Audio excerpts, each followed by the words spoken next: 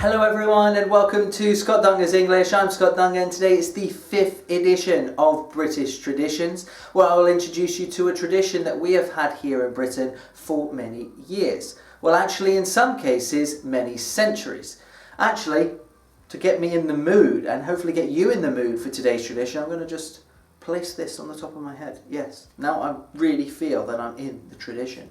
Now before we look at it, I'd like to say a huge thank you to everyone out there who has liked, shared, watched and subscribed to the channel so far. Your support is greatly appreciated from wherever you watch the channel from around the world. I can't thank you all enough for your amazing support. I hope you all enjoy and learn something new from the 5th edition.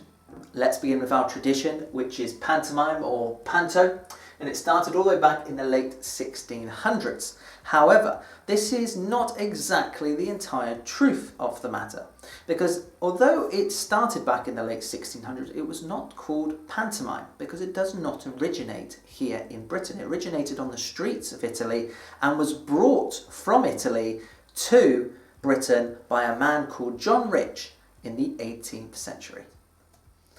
Let's move to our next question, which is what is it? And that's a crucial question because, of course, pantomime doesn't mean anything to you at the moment. It is a type of comedy in musical form, staged for entertainment. So you need to go to the theatre here in Britain to watch it.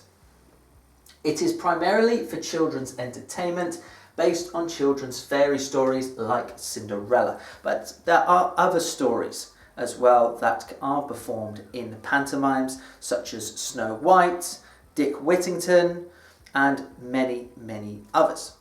This is perfect for families and many families go to the pantomime during the festive season. Now that you know more about the pantomime, I'm going to tell you what to expect from one of the shows. So let's start with a man dressed as a woman, and in this picture we have two men dressed as women. Could be two, could be one. It really does vary on the show you watch. Then we have risque jokes. Now this is aimed more towards the adults rather than the children. Then audience participation. Now that is a big part of the pantomime, is that the children interact with the production. They interact with the actors on stage. So for example, they call "Look behind you." If something bad is about to happen behind the character, then the audience can shout, "He's behind you!" And usually the actor would look behind him eventually. So this is something that you see a lot of in the pantomime. The next is well-known songs with different words, again to interact more with the audience, to make it a little bit more exciting, make it a bit more fun. An animal played by an actor, a hero, a villain, and a celebrity special guest. There's lots of fun, there's lots of excitement in the pantomime, which is why it is so popular. You know when it originated, you know what it is, you know what to expect. So all you need now is your ticket. So let's now look at how much it costs. So it costs between £7 to £27. And it depends on the city you choose to watch it. So the cheapest, like I said, is £7, which is in Norwich, which is in the east of England. And the most expensive is £27 in Birmingham.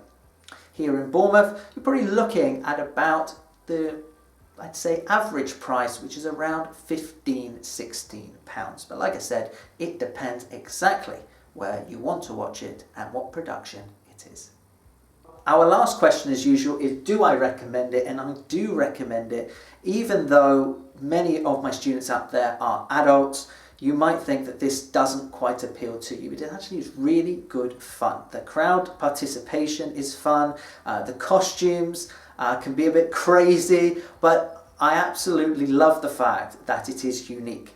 And it's very different. It's only at Christmas time that you see it. And if you can get a good price for your ticket, it is certainly worth your time.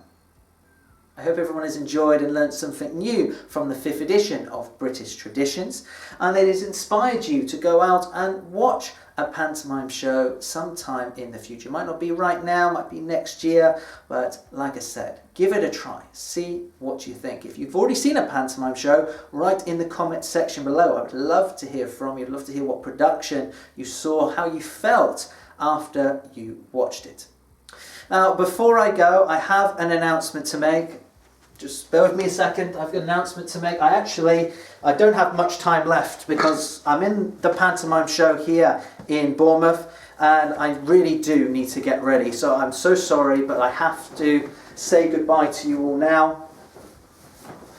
I just need to make sure everything is ready so I don't have any problems in the show. Right. Don't forget to like, share and subscribe to the channel if you haven't already. And I hope to see you on the 6th edition of British Traditions very, very soon. I'm off to the pantomime. See you soon. Bye.